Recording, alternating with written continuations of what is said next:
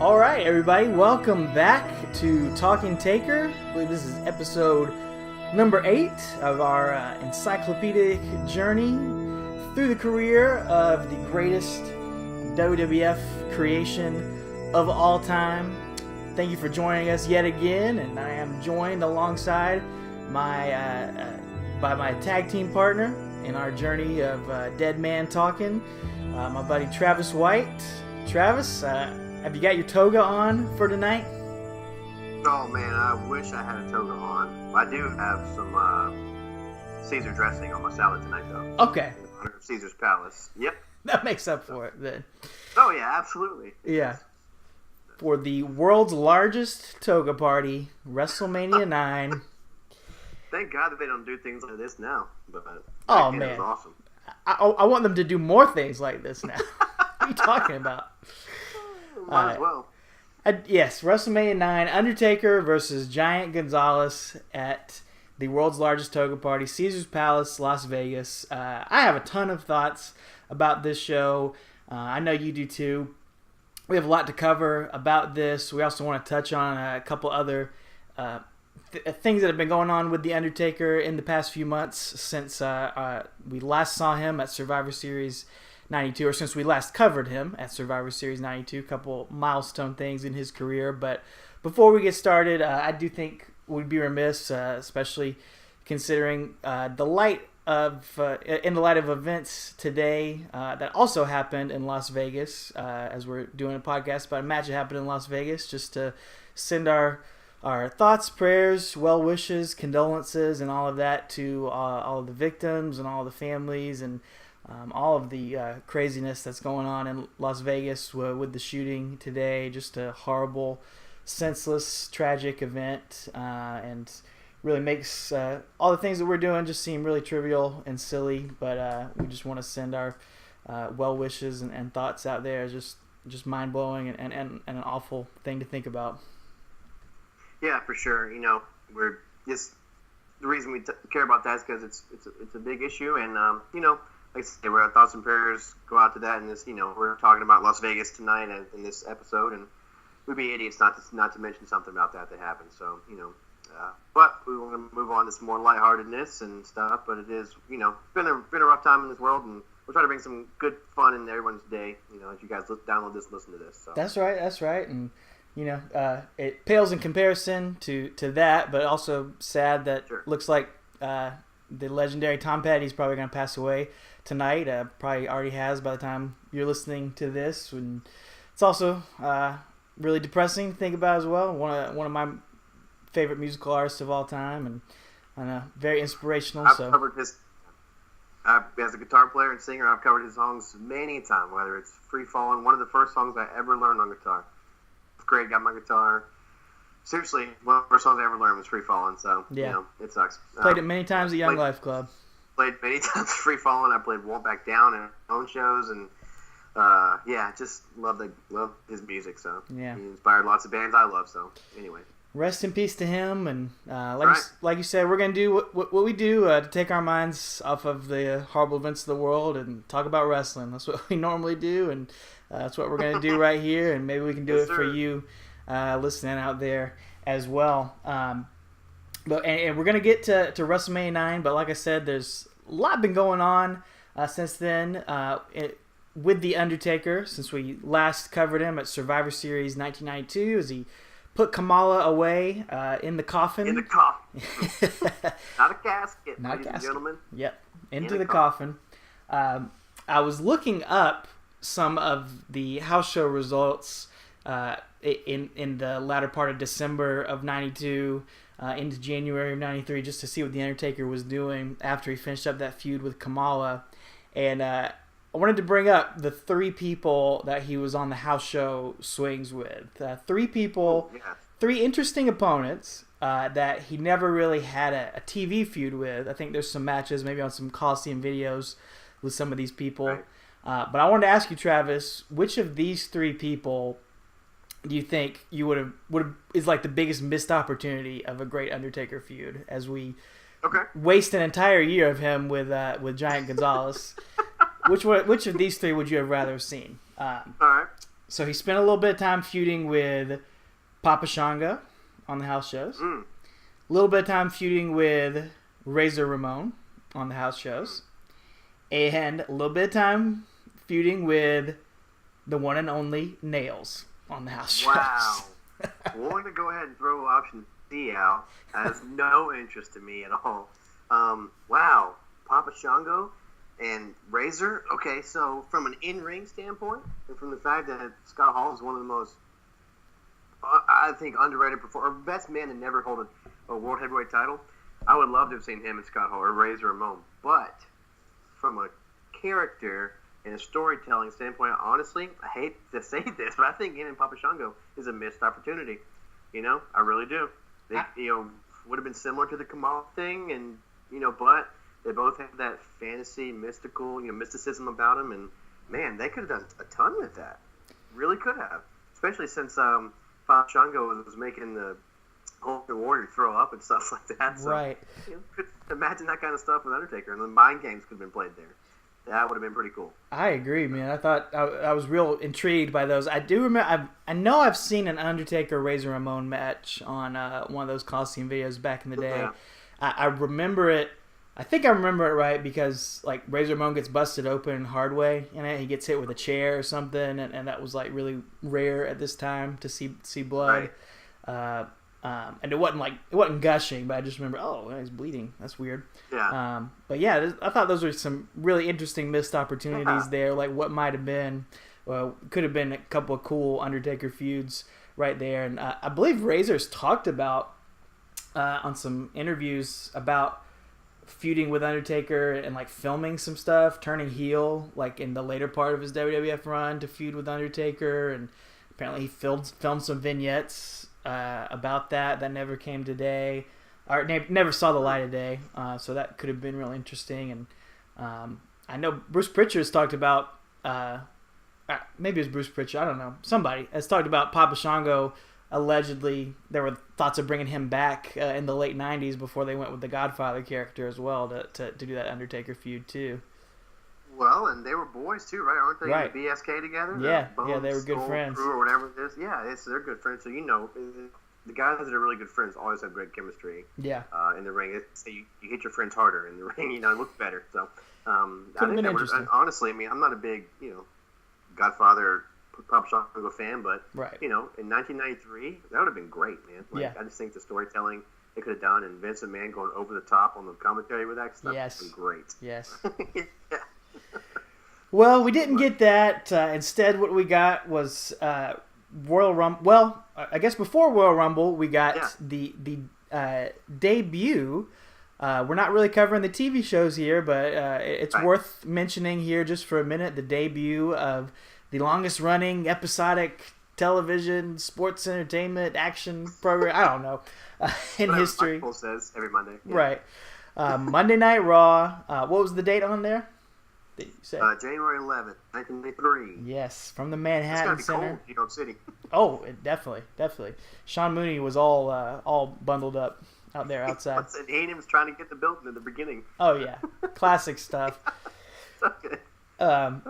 And I just it's not a really interesting match at all, but I do think it's interesting that for the main event of this big new show, obviously they didn't know back then what Monday Night Raw would become, the flagship show for the next 25 years, but they obviously they were debuting a new show. They're going live every week for the first time. It was a very important show, and who do they put in the main event? Not Bret Hart, not Hulk Hogan, not the Macho Man. They put the Undertaker. Shawn Michaels is on the card. He fights Max Moon. That's true, He's too. right before this match, right before Damien Demento and Undertaker. So Shawn's a bigger name than Taker this time, but Undertaker's in the main event, man. It's pretty cool. Against the iconic, legendary Damien Demento. Said with tongue firmly pressed in the cheek. Absolutely. From the outer reaches of your mind, Damien Demento. Oh, so bad. Terrible. But Undertaker, again, this podcast is about Undertaker and his impact on the industry. And I think it says a lot that Vince McMahon is putting him in the main event of the first ever Monday Night Raw. Does it matter if it's a 5-star match? No, because he's in there. So it's really cool. And he gets a win. Yeah, he gets the win pretty easily against Demento, and that's pretty much the peak of Damian Demento's career as well. I would say highlight of his moment. Probably, I mean, yeah, it takes two people to be in the main event of Monday Night Raw, man. That's right. He can always hang his hat on that. He will always be the other person in the main event of the first Monday Night Raw. Yep. Then after that, we have the Royal Rumble, 1993. Royal Rumble 93. We're not covering the whole Rumble, but just want to mention that, the Rumble comes up because that's kind of where the story, how we get to WrestleMania. Did you want to say something else about Monday Night Raw? No. Royal Rumble 93, like you said, yeah, it's how we get to WrestleMania because the Undertaker is in the Rumble. And you definitely need some context for this WrestleMania match. Yes, absolutely. So I'm trying to give you guys context for the WrestleMania match. So, yeah, comes in number 15. So and he dominates there for a few minutes. Yeah, and then it comes out. I know it comes out to a standing ovation. I mean, everyone stands up in the audience when he comes out. But I'd say he's probably arguably maybe the favorite in this Royal Rumble because it was really. Lackluster roster for this Royal Rumble. Yeah.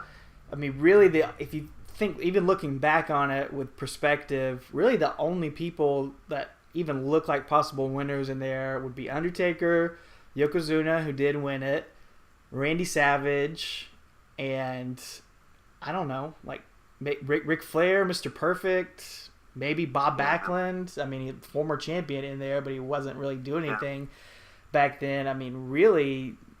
Probably back then, I don't know, the rumor and innuendo or whatever back then, but I'm guessing a lot of people were thinking Undertaker was gonna win it, and yeah, probably. He gets interrupted by someone.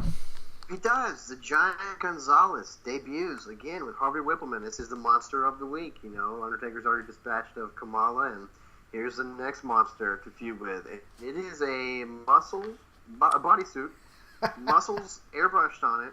And then this point in his career, his debut, he has actual fur on his arms and legs, which disappears later on, as we will come to find out. But I just wrote the word horrible in my notes.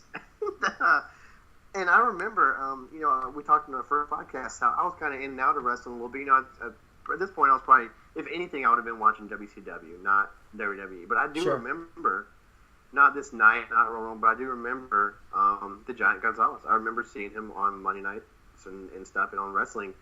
And even as a little kid thinking, like, what is this guy? Because I also remember Richard Simmons doing his exercise, and he had a bodysuit. He would do the exercise shows. Richard Simmons, the little guy who had the afro. And anyway, he had like a muscle bodysuit he would do his exercises in sometimes. And I was like, is this where they got this from? Because this guy is terrible. Like, even as a kid, at 7 or 8 years old, I was like, this outfit is so bad. I believe you're thinking of Slim Goodbody. That's what you're thinking sorry, of. Slim Goodbody. Yes. Yeah, my bad. That is amazing comparison, by the way. I get my muscle suits confused. Understandable. As a 7-year-old, you for remembering that. Of course, I saw him live. No, that's another podcast. Yeah, it is. As a kid, even like I didn't get this. I loved everything about wrestling and just took it. I didn't question anything about it, but this was just I guess they're going for a Bigfoot, a Yeti or Yeti type look, but maybe in the drawings and maybe the blueprints of it, maybe it looked like something else, but the finished product is just one of the biggest just what in the world wrestle crap things ever in the history of wrestling. But I will say, as he interrupts the Undertaker and they have this stare down in the Royal Rumble that I actually got the crowd on their feet. I really got into it there for a second. They stared each other down, like one of them would take a step towards the other one, then the other one would take a step, like a monster, like Godzilla movie type thing, and they're building up the tension between each other. There's this great camera angle shot from between Giant Gonzalez's legs, staring at the Undertaker in the corner. The announcers are building it up, and then they have no clue who he is. They're really building up like he's a mystery too. It's cool. And then, as the announcers would say, or then as Bruce Pritchard would say, and then the bell rang. Bell rang. Yeah. So it gives him a huge choke slam, though. It's sloppy as heck, but it's huge. I mean, He gets him way up there. And Taker never recovers, And so I guess technically he's eliminated by Giant Gonzalez, who isn't in the match. But I think he was eliminated. I think he and Curtis Axel are still in the Royal Rumbles. Yep. I think Undertaker's the longest running Royal Rumble participant. He's still not been eliminated. But storyline purposes, he is. But luckily, Paul Bearer's there with the urn. The power urn revives him. And he limps out, though. So he's selling for this guy. That's true. I don't know if Undertaker was excited to go in this direction. He probably didn't care at this point because he just got thankful to have a job. But, he does limp out. And so he's selling for Gonzalez. So that's cool. And that is the build-up and the big impetus for WrestleMania 9. Like we said, the world's largest toga party. I do have a sentimental spot in my heart for this show, as it was the first ever pay-per-view that I ever witnessed live. First one I ever ordered. I remember being at my... it must have been on spring break or something, because I remember I was at my Aunt Kathy's house in Tennessee. So it's April 4th, so it was definitely, I'd say for us to have spring break on Masters Week in Augusta, it was probably Masters Week. That makes sense. By the Sunday, we got out that Sunday, probably. That was probably the first day of spring break. So. Yeah. So I remember watching it live. It is, it is unlike really any other WWE pay-per-view you'll ever watch. It's the first ever... second ever outdoor pay-per-view next to SummerSlam 92. I believe it was the last outdoor show for 15 years until we got to WrestleMania 24. Oh, wow. I didn't realize that. Yeah, last outdoor pay-per-view they would ever do up until then. It's the debut of Jim Ross on commentary. Old JR, yeah. He left WCW, and this is, his first... His first show in WWF at the time is to show up in a toga. And they commit to this toga party thing. All the announcers, even the cameramen are dressed up. The only people that weren't dressed up were the refs, which I thought they should have went along with them. Opportunity there. Everyone seems like they're having a really fun time, just really fun vibe. Finkus Maximus is in the ring. Yeah. There's all these circus animals everywhere. Yeah. Elephants and camels. Bobby Heenan comes out riding backwards. What do you think of the... I think this is probably the only time we ever got the commentary team of Jim Ross, Randy Savage, and Bobby Heenan. What did you think of them together? I loved it, man. Because I watched more than just this match, just to hear that and just to reminisce, because it's so much fun. But I thought it was good. I really enjoyed it. Because Heenan's the heel and Jim Ross is the new guy. He's the straight face guy. But then Macho King or Macho Man, I guess, he's Macho Man at this point. He's not Macho King yet, is he? No, he was Macho King back in the back when he was still wrestling. Yeah. Yeah. So he's kind of in the middle, but he has some good stuff, some good back and forth with Jim Ross and with Bobby Heenan. So that was good. They were really close to the audience, though. Mm-hmm. There's no space between their backs and the audience, mm-hmm. man. They're right there, crammed in. So that was unique. So yeah, I think Savage is super underrated on commentary. I always enjoyed him. Maybe it's just sentimental, but I did like him. Yeah, he and Stevie Ray, two of my favorites. Suckers got to know. This would also be The Undertaker's first really special WrestleMania entrance as he makes his way out to the ring. You want to describe that a little bit? Well, yeah, because SummerSlam 92 was his first kind of unique one we got, right? Yeah. He came out with the hearse, and then the Survivor Series, it was pushing the coffin out, but now we get his first real elaborate WrestleMania entrance. And so the crowd goes absolutely nuts for it, and they have what they call black smoke, but it is obviously green. It's like super black smoke comes out as Undertaker's coming out. He rides out in a funeral chariot with a vulture on his arm, or a vulture on the car.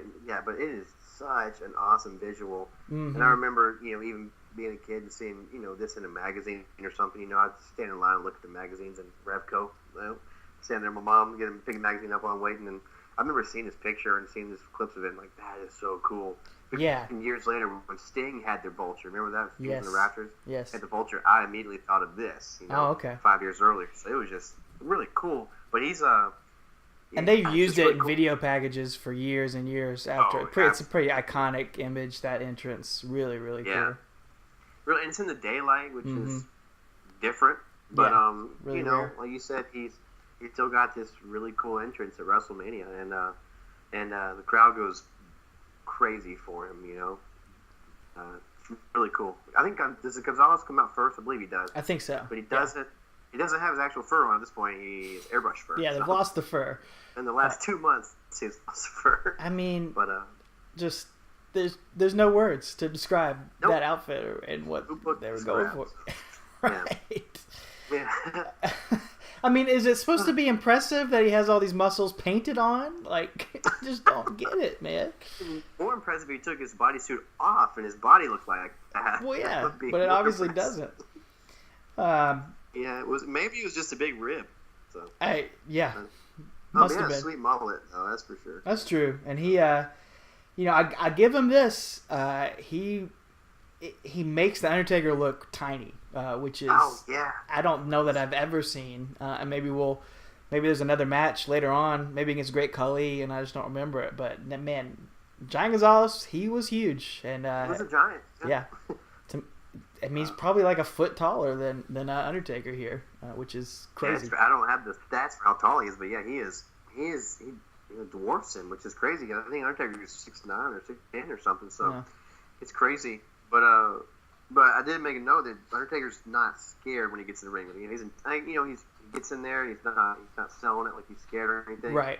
He also has a new tattoo on his left arm now. We mentioned that. I didn't notice that. He had the Grim Reaper on the right arm, and now he's got a tattoo on his left. I couldn't tell what it was, but I did notice that. So he's getting some ink on his off weeks, I guess. So, I did not pay attention to that. Okay, that's interesting.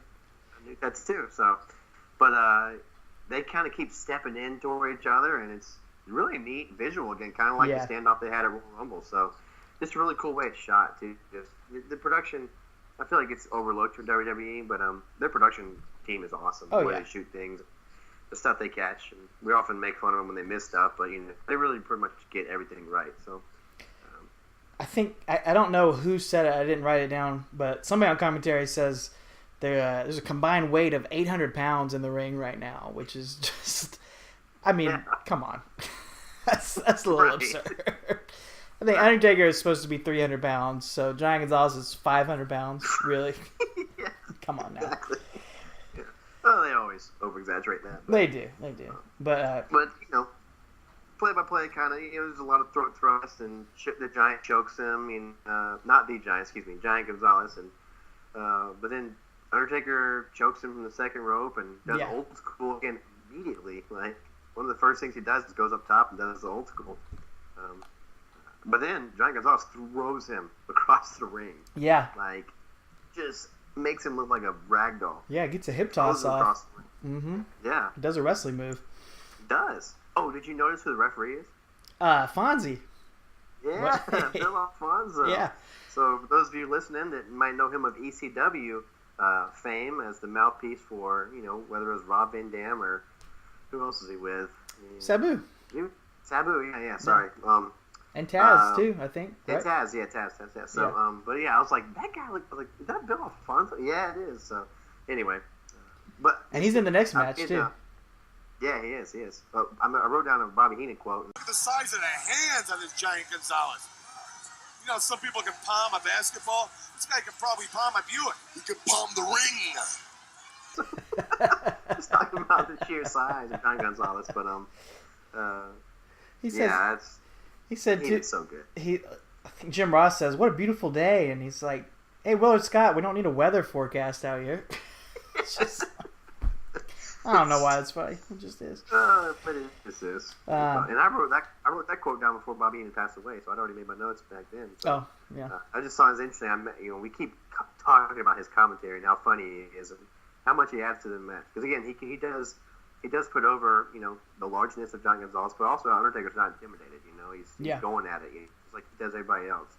But I wrote down an interesting note, which I think again goes to just as we're talking about Undertaker and how important he is as a character, and how he always into his character. I wrote that he sells with his body, not his face. Most times you hear wrestlers talk about you're supposed to sell with your face. Some people go a little over the top. Some people accuse Sami Zayn of doing that, but some people go way over top, like Shawn Michaels did against Hulk Hogan. Yeah, SummerSlam 5. But they always teach you, to sell with your face because you want people way up in the, the last row to see you. But Undertaker, as a character, he's not going to do that, But I just wrote that he sells with his body, not his face. I mean, I just really noticed that. I guess in hindsight, all the matches have been like that, but it really stood out to me in this match because, again, he's getting kind of manhandled for part of it, Yeah. The first time he's been, physically challenged by anyone, I guess. And that's not a double dare pun, physical challenge. But for those of you who get that joke. But anyway, he just, it's really interesting, and that's kudos to Mark Calloway. He's in the characters. We keep talking about he's so invested, but he's not letting it slip. He's playing a character, he's not giving his face up and stuff. He's selling with his body. He's just, his arms will hang and his body sags or his back's giving out or whatever it is. So I just noticed that. Really cool. Yeah, that's a great point. Good analysis there. It's a great way to put it. Lots of headbutts too. Chops, kicks, and headbutts. Headbutts. Giant Gonzalez does a chin lock, so he pulls that off, and Undertaker gets the power back from the urn to get up out of that. You talk about great selling from the Undertaker. Giant Gonzalez is the complete opposite of that. I wrote just awful selling. I mean, what is he doing? Like he's not a wrestler. He's just he's a basketball player that they threw in the wrestling ring, and he tries to make faces and grunts and stuff. Yeah, it's terrible. He's the complete opposite of everything I just talked about and praised Undertaker for. Exactly. He's the opposite. He sells with his face or just doesn't sell. He's terrible. He's terrible. Just awful. And that's why it's a really short match, just like Kamala was a really short match. And 7 minutes, 33 seconds total by the time it ends, so still not a long WrestleMania Undertaker match like we're used to. This ending is something else. So, Undertaker grabs Harvey Wippleman, who then throws a towel into the ring. What you don't know, he's throwing in the white towel. Is he giving up? What's the deal? Oh no, what happens? It's a chloroform towel that he shoves in Undertaker's face and is trying to murder him. Apparently, I guess. And he should have been taken to jail for attempted murder. After this match. It takes the ref forever to disqualify him. I mean, he's just shoving this towel in his face, and the ref, I don't know what he's thinking, what he thinks that towel is, but apparently just doesn't want to disqualify him yet. But it just takes him forever to do it. And then the announcers get real somber. I mean, they're acting like Undertaker's legitimately dead. The Giant's got something. He's got a cloth. Smothering the Undertaker. He's smothering the Undertaker. What's that smell? What is that smell? That's chloroform. What do they call that? Chloroform. It's chloroform. Everybody, get up this. What a stench! And you can smell it out here. This isn't smell-o-vision, but I'm going to tell you it smells. The Giant Gonzalez has some sort of claw, and referee's calling for a foul here. Everybody can smell it. And the Undertaker's going down. Secret here. Has he given up? What is going on? I'm going to tell you something that you can kill a guy with that. And this is a tense situation here. Everybody What's can going smell on? it. We can all smell it. Wow. Well, it's over. It is over for the Undertaker. R.I.P., pal. Rest in peace. I think we got a problem here. Oh, yeah. I think we got a big problem. It's 6'10", and it's also 7 foot or 8 foot tall. I don't care. We got a problem here, and that's the health of the Undertaker. They're putting over the smell though for like hard. They're really putting. It smells horrible in here. Yeah. Somebody says, I think Heenan says, is that your perfume or body spray or something to one of the guys? But they are selling it though. that it's over. So, good job on them. Yeah. Unfortunately, the people that come out and check on Undertaker, the medics and stuff, they're all in togas, which kind of looks a little bit silly in hindsight. Yeah. Giant Gonzalez does a choke slam on the ref and takes him out. And they take the Undertaker away. I think the crowd was chanting at this, like... Hogan. Okay, they said they're chanting for Hogan. To me, it sounded like they were chanting BS. I couldn't quite tell, I think so. which one it was. I'm not sure. One. Yeah. Either one's fine. Right. Either one works.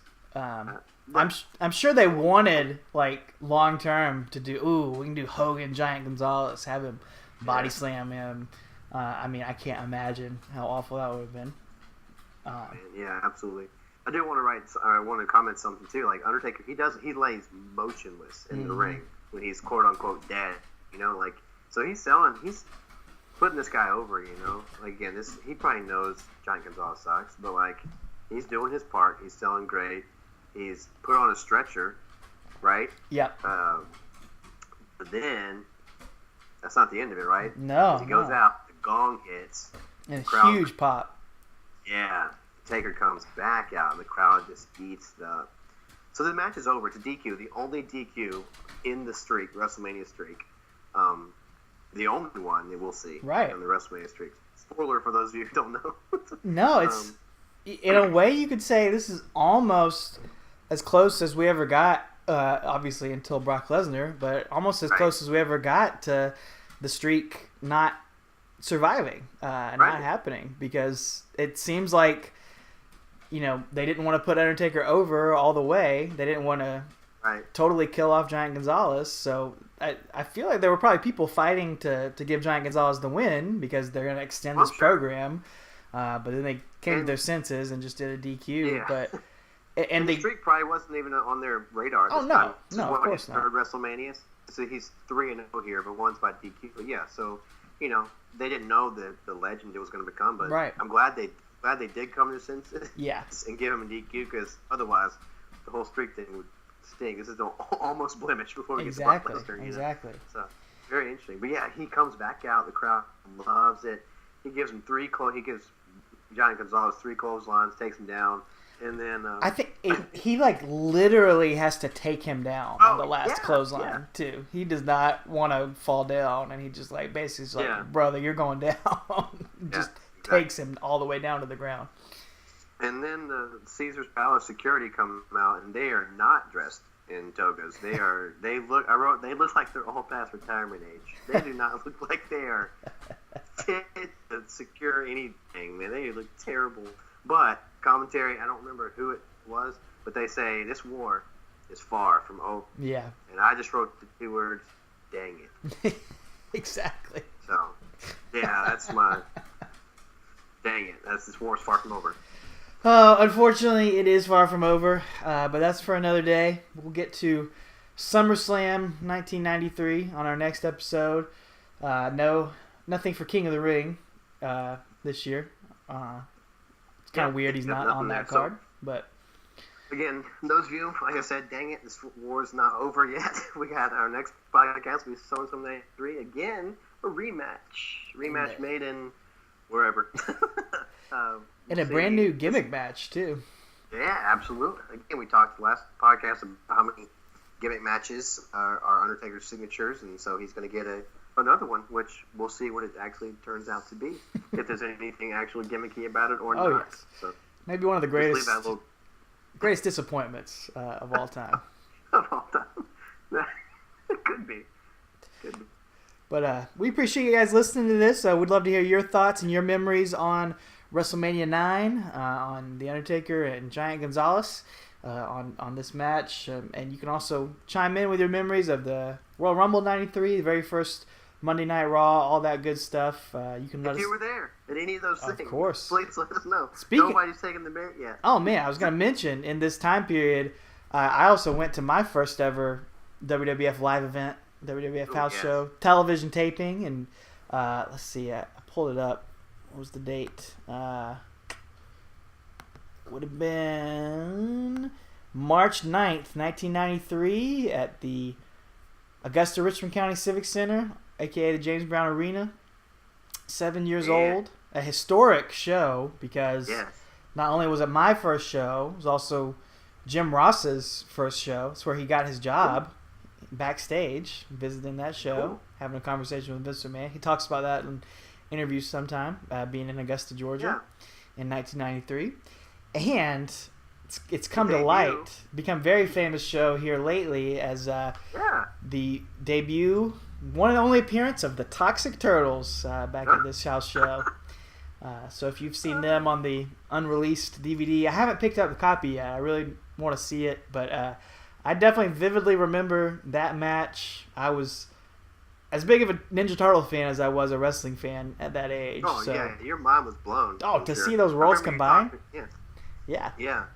So I remember you talking to me about this years and years ago. I mean, right when we first met, you know, like just talking about the Ninja Turtles being there and stuff. Just here we are, you know, that's 93, so 24 years later, and people are realizing again, you know, some people seeing this match, seeing this match for the first time. For the first time, there, unreleased. So well, cool, man. I always wondered why I never saw him on TV. I was like, I remember that Ninja Turtles wrestled. Why is that not on TV? And they've got a cease and desist. From, that's why. TMNT, The Toxic Turtles, man. Too sweet, bro. Oh, man. What a great match. Maybe we'll cover that one day. Yeah. Bonus episode. Oh, that's just... yeah. If we get 10,000 followers, we'll cover that, man. Yeah, there we go. That's a deal. Just kidding. We can go less than that. I'd love to. Well, The Undertaker was on that house show from these records on the history of WWE.com, facing Giant Gonzalez, winning via countout. Don't remember that match, but I remember the Turtles for sure. I'll be okay. It's probably nothing memorable. So. Yeah. But you got to see Undertaker in his infancy. Apparently I did. As a young child. So that's cool, man. Very cool. Thanks everyone for joining us. We look forward to doing way more of these and look forward to your feedback.